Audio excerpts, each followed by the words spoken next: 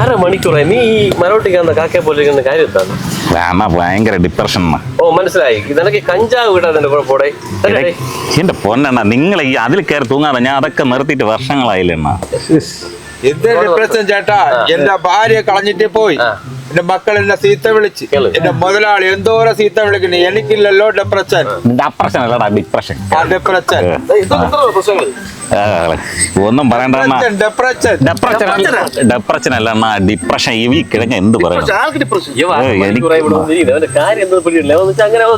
ഇങ്ങനെ ഇരിക്കുകയാണ്, അടിച്ചോണ്ടിരിക്കുകയാണെന്ന് നോക്കിയപ്പോ അതുമല്ല. എന്താണെന്ന് അറിഞ്ഞൂടാ, മനസ്സിന് ഭയങ്കര ടെൻഷൻ. ഞാൻ അറിഞ്ഞടാ, എന്റെ ഭാര്യ പിണങ്ങി പോയത്. കഞ്ചാവ് അടിച്ചോണ്ടിരുന്ന സമയത്ത് അവള് പിണങ്ങി പോയില്ല, കഞ്ചാവ് നിർത്തിയ സമയത്ത് ഭാര്യ പിണങ്ങി പോയി. കഞ്ചാവ് അടിക്കോണ്ട് റിപ്രഷൻ എന്നാണ് എല്ലാരും അതിൽ തന്നെ. പോട്ടെ, അത് വിട്. ഞാൻ ഒരു കാര്യം പറയാം. ഞാൻ നിന്നെ കാണാനായിട്ട് കിടക്കായിരുന്നു, അതുകൊണ്ടല്ല. ഭാര്യ പിണങ്ങിപ്പോയി, കുടുംബത്തിലെ പ്രശ്നം, ഒരു സുസ്ഥിരത ഇല്ലായ്മ, ഈ പ്രശ്നങ്ങൾ കാരണം ഡിപ്രഷൻ ഉണ്ടാവും. ഇന്ന് ഈ ലോകത്ത് ഡിപ്രഷൻ ഇല്ലാത്തതായിട്ട് ആരും ഇല്ല. ഈ മനോരോഗ വിദഗ്ധന്മാരുണ്ടല്ലോ, അവരെ തന്നെ ഏറ്റവും കൂടുതൽ കാണാൻ പറ്റുന്നത് ഡിപ്രഷൻ അടിച്ച ആൾക്കാരാണ്. അല്ല, ഈ മനോരോഗ വിദഗ്ധന്മാർക്കും ഡിപ്രഷനാണ്. സംഭവം ഡിപ്രഷൻ ഉള്ളൊരു ഡോക്ടറെ പോയി കണ്ടാലെങ്കിലും മതി. ഇത് അതില്ലല്ലോ. ഇത് ഡിപ്രഷൻ അടിച്ച് എവിടെയെങ്കിലും ചെന്ന് കിടക്കും. അത് ഇല്ലാത്ത രോഗം അത് വിളിച്ചു വരുന്നു. അല്ല സാറേ, ഈ ഡിപ്രഷൻ കൂടുന്നത് മുഖേന ആൾക്കാർ മദ്യാസക്തിയിലോട്ട് കൂടും. കാരണം അവർക്ക് എന്തെങ്കിലും ഇത് വേണം, പറ്റില്ല. ഈ ഡിപ്രഷനെ എങ്ങനെ തരണം ചെയ്യും എന്ന് ഓർത്ത് വരുമ്പോ ഈ കൂടെ വരുന്ന കൂട്ടുകാരുണ്ടല്ലോ, രണ്ടെണ്ണം അടിക്കും മാറൂടാ. അങ്ങനെ ഡിപ്രഷൻ അടിച്ച് മാറ രോഗിയായിട്ട് അങ്ങ് മാറും. മനസ്സിലായില്ലേ? അതിന്റെ വേറൊരു തരം ഈ മെന്റൽ ഹോസ്പിറ്റൽ ഡോക്ടർ പറഞ്ഞ കാര്യമാണ്.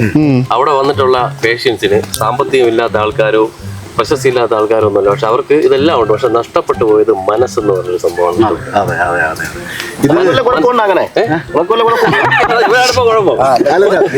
ഡിപ്രഷൻ പകരൊന്നുമില്ല കേട്ടോ സാറേ.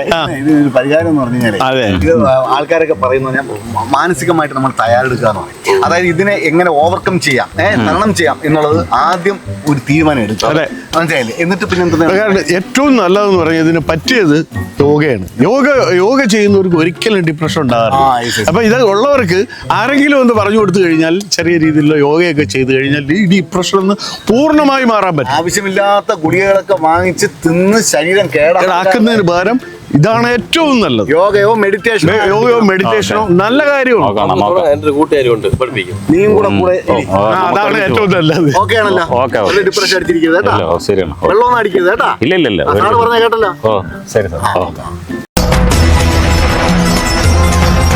ശ്വസന പ്രക്രിയയെ ശ്രദ്ധിക്കുക, അത് സ്വാഭാവിക താളത്തിലാക്കാൻ ശ്രമിക്കുക.